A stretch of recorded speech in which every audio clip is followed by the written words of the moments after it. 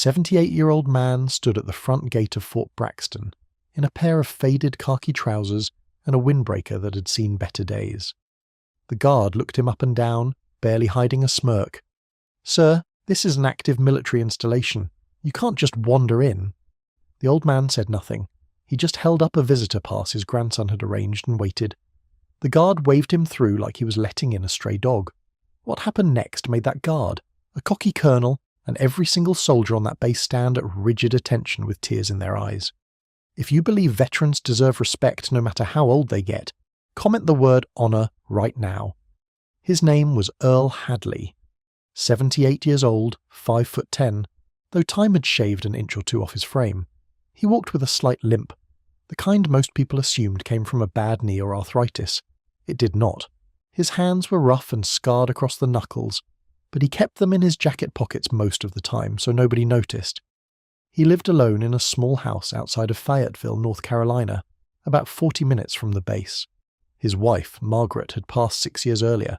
His son, David, had been killed in a training accident at 29, which left Earl to help raise his grandson, Marcus, from a distance. Marcus was now a 24-year-old second lieutenant, freshly assigned to Fort Braxton, and he had invited Earl to visit the base for Family Day weekend. Earl had driven himself. He did not like asking for rides. He did not like asking for anything, really. He had learned a long time ago that the world does not hand you much, and what it does hand you, it usually tries to take back. Earl parked his pickup truck in the visitor lot and made his way toward the main administrative building where Marcus had told him to meet. The base was busy. Soldiers moved in groups, vehicles rolled past, and the sharp cadence of drill commands echoed from a nearby field. Earl watched it all with the quiet expression of a man who had seen it before, decades ago, in a version of the world most of these young soldiers could not imagine. He found a bench near the building entrance and sat down to wait. Marcus was running late. Earl did not mind. He was used to waiting. He had spent large portions of his life waiting in places far less comfortable than a bench in the North Carolina sun. That is when Colonel Raymond Briggs noticed him. Briggs was 46, lean, polished, and carried himself with the kind of authority that came from knowing his uniform looked good and his record was clean. He was not a bad officer. He was competent, organized, and respected by his staff. But he had a habit that irritated some and amused others. He liked to talk. He liked to joke. And he had a particular fondness for asserting his knowledge of military history in ways that let everyone know he had read the books, even if he had not lived the chapters. Briggs was walking with 2 junior officers when he spotted Earl sitting on the bench. The old man's windbreaker had a small faded patch on the shoulder. It was so worn you could barely make out what it had once been, but Briggs caught enough of it to recognize it as aviation-related. He nudged one of his officers and changed direction. "Well, look at this," Briggs said, approaching with a grin that was friendly but carried a layer of something else. Condescension, maybe. The casual kind that people use when they think the other person will not notice. "Family Day visitor?" Earl looked up. "Yes, sir. Waiting on my grandson, Lieutenant Hadley." Briggs nodded. "Good kid. Sharp officer. So you served?" He gestured loosely at the patch on Earl's jacket.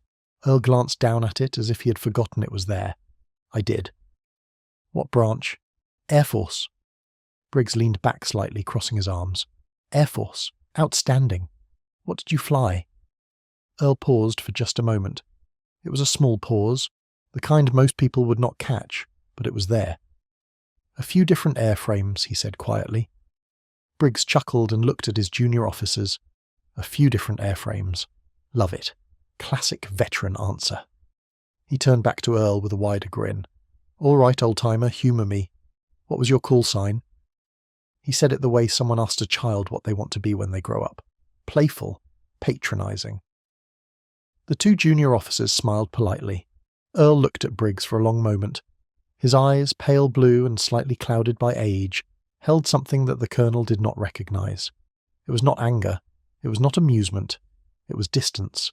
The kind of distance a man carries when he has been to places no one around him has been and knows that no amount of explaining will bridge the gap.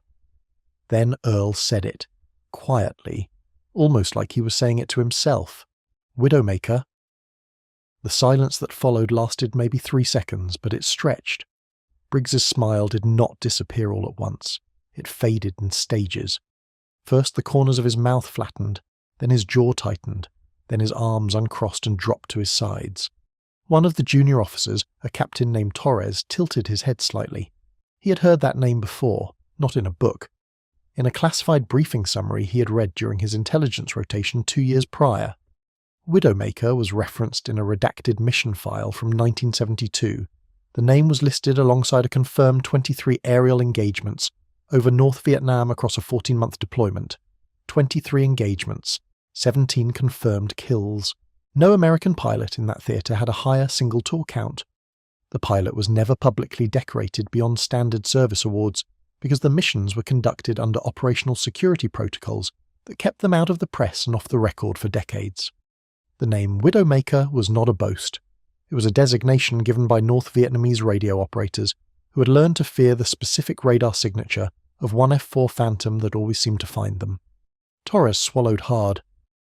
"Colonel," he said quietly, "I think you need to make a phone call." Briggs stared at Earl. Earl stared back. There was no smugness on the old man's face, no satisfaction at the reaction. He looked tired, if anything. Like a man who had carried something heavy for a very long time and had stopped expecting anyone to help him set it down. Briggs pulled out his phone and stepped away. He called the base commander, Brigadier General Anna Colvin, directly. He spoke in a low, urgent tone for about 90 seconds. When he hung up, his face was pale. He walked back to Earl and stood in front of him. He did not say anything for a moment. Then he said, "Sir, would you mind staying right here for a few minutes?" Earl shrugged. "I told you. I'm waiting on my grandson." What happened over the next 20 minutes would become the most talked about event at Fort Braxton that year. General Colvin came out of the administrative building at a pace that was not quite a run but was far from a walk. She was 53, compact, intense, and had a reputation for being unflappable. She was not unflappable now. She crossed the courtyard with her aide jogging behind her, and when she reached the bench where Earl sat, she stopped. She looked at him. Then she did something that made every soldier within line of sight freeze. She saluted. A brigadier general saluted a man in a faded windbreaker sitting on a bench. Earl looked up at her. He did not stand immediately. His knee, the one that had taken shrapnel over the Gulf of Tonkin in 1971, did not move fast anymore. But he rose slowly and returned the salute with a precision that 50 years had not eroded. His back straightened. His hand was flat, fingers together, angled exactly right. It was the salute of a man who had done it 10,000 times and meant it every single one. "Major Earl Hadley," Colvin said. Her voice was steady but carried weight. "Widowmaker. My father served in the same squadron. He told me about you before he passed. He said you were the reason he came home alive." Earl lowered his hand. "Your father was a good wingman," he said. "Best I ever had." Colvin's eyes glistened but did not spill. She turned to her aide. "Full honor formation. Now, every available unit on this base. I want them in the yard in 15 minutes. The aide looked stunned. Full honor formations were reserved for visiting dignitaries, Medal of Honor recipients, and fallen soldiers. They were not casually ordered on a Saturday morning for a man no one had heard of an hour ago. But the aide did not question it. He grabbed his radio and started issuing orders. Within minutes the base began to move. Soldiers emerged from barracks, offices, and training facilities. NCOs barked commands. Formations assembled on the main parade ground with a speed that would have impressed any inspector general. 412 soldiers in total, arranged in crisp lines under the late morning sun. They did not know why they were there. Whispers moved through the ranks like wind through tall grass. Some thought it was a surprise inspection. Others guessed a VIP visit. None of them guessed the truth. Briggs stood off to the side, visibly shaken. The two junior officers who had been with him were pale and quiet. Torres, the one who had recognized the name, kept glancing at Earl with an expression that was equal parts awe and disbelief. He had studied that mission file. He knew the numbers. 23 engagements in 14 months was not just impressive, it was statistically improbable. The average survival rate for a fighter pilot in that theatre during that period was roughly 60% over a full tour. Earl had not just survived, he had dominated, and he had done it in an era before precision-guided munitions, before advanced radar warning systems, before any of the technological advantages that modern pilots took for granted. He had done it with skill, instinct, and a willingness to fly into situations that other pilots refused. Torres also knew something else from the file.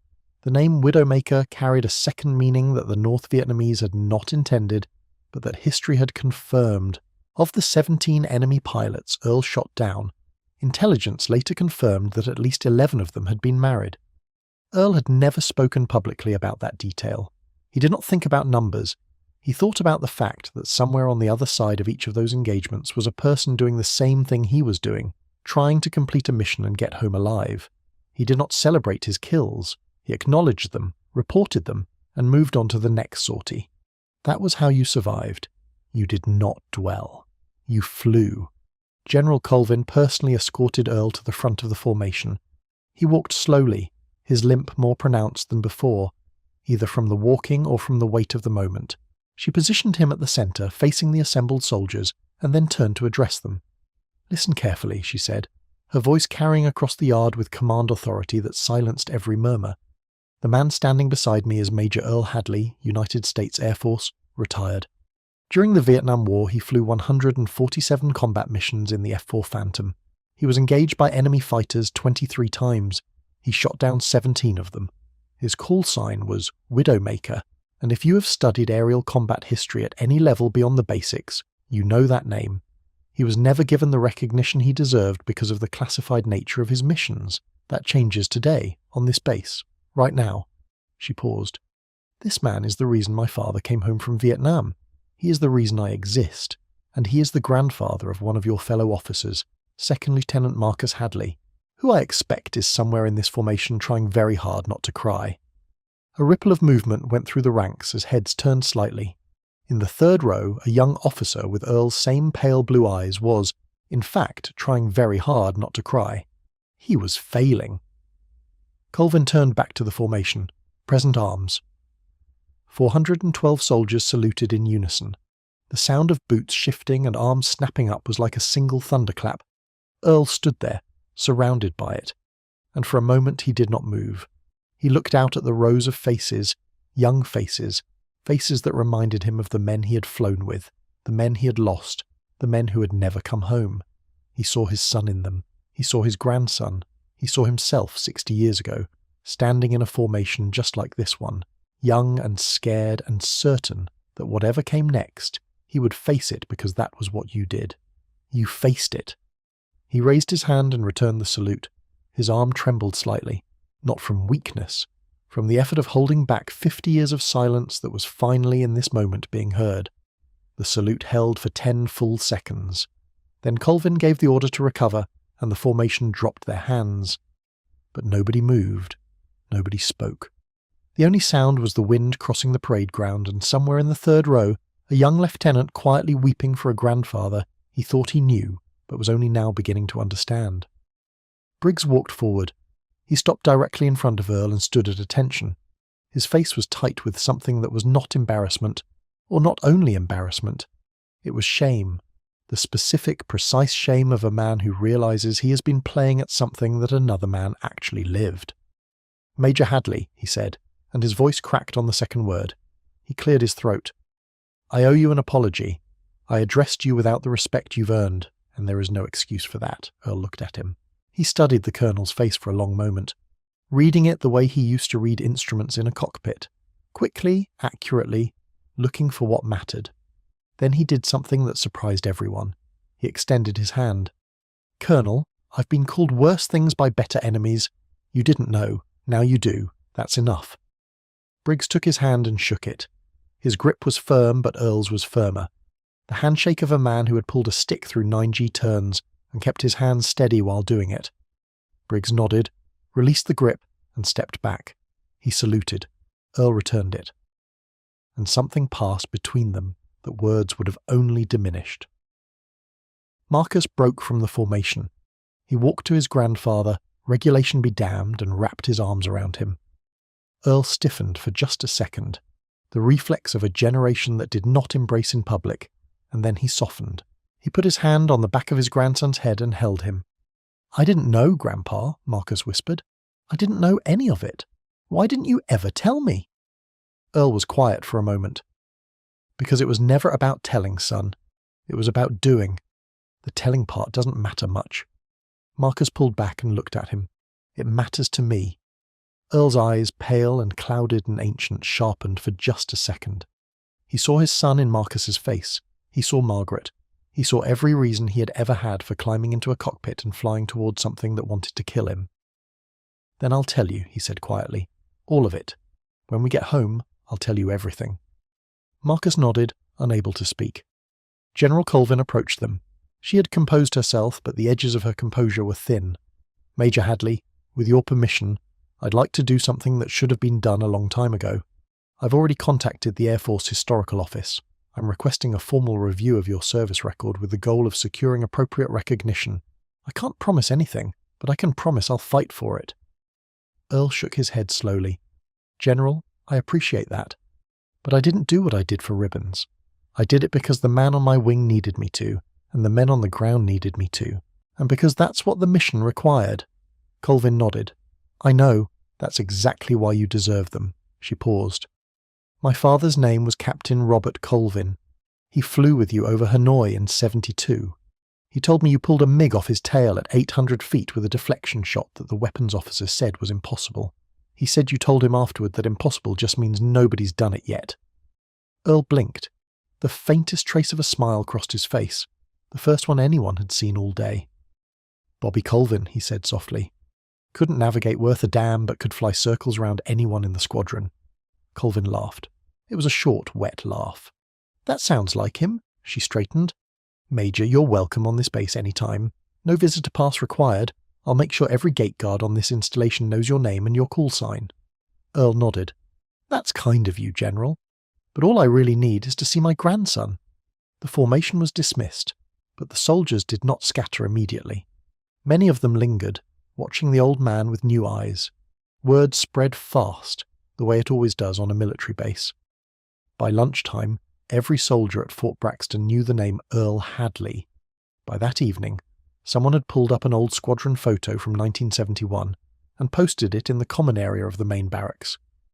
Earl was in it, young, lean, standing beside an F-4 Phantom with Widowmaker stenciled beneath the canopy rail. He was grinning in the photo. He looked like he owned the sky. Several soldiers stood in front of that photo for a long time, not saying much, just looking at the young man in the picture and thinking about the old man on the bench and trying to reconcile the distance between the two. It was a distance measured not in years but in missions flown, friends buried, silence kept, and a country that had moved on while the men who defended it were still carrying the weight. 3 weeks later, Marcus called Earl on a Tuesday evening. "Grandpa, I wanted to tell you something. Colonel Briggs started a new protocol on base. Every family day, the first thing that happens is a recognition ceremony for visiting veterans. He called it the Hadley Protocol. He said it's so that no veteran who walks onto this base ever goes unrecognized again." Earl was silent on the other end of the line. Marcus waited. "Grandpa?" "I'm here," Earl said. His voice was rough. "That's a fine thing, son. That's a fine thing. He also asked me to ask you something. He wants to know if you'd come back next month and be the first veteran recognized under the new protocol. Full ceremony. He wants to do it right." Earl considered this. He was a man who had spent 50 years avoiding recognition, avoiding attention, avoiding anything that might make someone look too closely at the things he had done and the cost of doing them. But he thought about Marcus. He thought about the young soldiers who had saluted him. He thought about Bobby Colvin's daughter with tears in her eyes, telling him he was the reason she existed. And he thought about all the men like him, old men in faded jackets sitting on benches waiting for someone to see them. "Tell the colonel I'll be there," Earl said, "but tell him I'm bringing my own coffee. That stuff they serve on base hasn't improved since 1969, Marcus laughed. Earl smiled. It was his second smile in a very long time, and it felt earned. That old truck of his would make the drive one more time, and this time, when he pulled up to the gate, they would know his name, they would know his call sign, and they would know that the man behind the wheel had once owned the sky over a country that tried its best to kill him and failed. Because some men are simply too stubborn, too skilled, and too devoted to the people counting on them to go down without a fight. That is the kind of man Earl Hadley was. That is the kind of man a lot of old veterans are, sitting quietly in diners and on park benches and in hospital waiting rooms, carrying stories that would make your jaw drop if you only thought to ask. So ask. Next time you see someone who looks like they have lived a life, ask them about it. You might be surprised. you might be humbled, you might hear a call sign that still echoes through the halls of history. Subscribe to this channel if you believe that every veteran deserves to be seen, heard, and honoured, no matter how many years have passed. Because time does not erase service, time does not erase sacrifice, and time will never erase the name Widowmaker.